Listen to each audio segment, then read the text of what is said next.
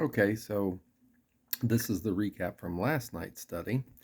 Um, the cross reference for sonship on this um, study is as follows: Deuteronomy 32 5 and 6. They have corrupt themselves. They are not his children because they because of their blemish, a perverse and crooked generation.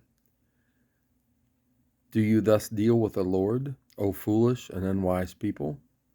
If he is not your father, who bought you? He has not made you and established you. So, what we've talked about is sonship before, about what you must do to be considered the son of God, to be Israel. Um, Now, what we're running to in here in chapter 31 and 32 of Deuteronomy is God is predicting that Israel's not going to do it. And Moses literally sings a song about their rebellion and that they're not going to do it. And these two verses we just read are right in the middle of it. So read 31 and 32. And what you're going to find is at first in 31, Moses is telling the people, be strong, be courageous, do not fear. God is going to give us the land and everything else. Be strong and courageous. He says it twice, two or three times actually. And he also says, God will never leave you or forsake you. But as he goes on with his song, he ends up telling Israel that God will leave them and forsake them. Is that a contradiction? No, because if you read it in context, God is telling them through Moses that if you obey my Torah, keep my commandments, then I will never leave you or forsake you.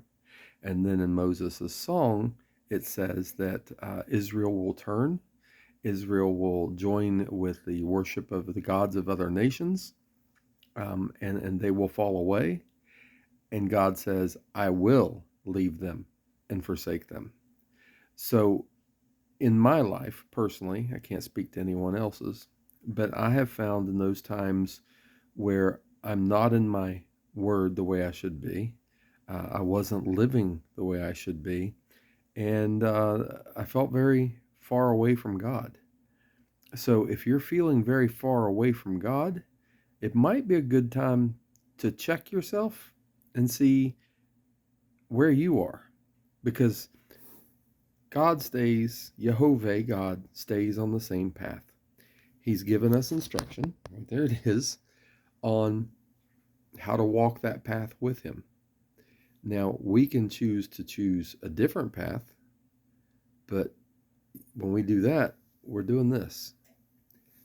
Jehovah is still on this path, still following the same path, but we are the ones that go away. He's over here saying, hey, come back. I'm over here. And we say, but I feel so far away from you. He goes, that's because you're an idiot. Come back.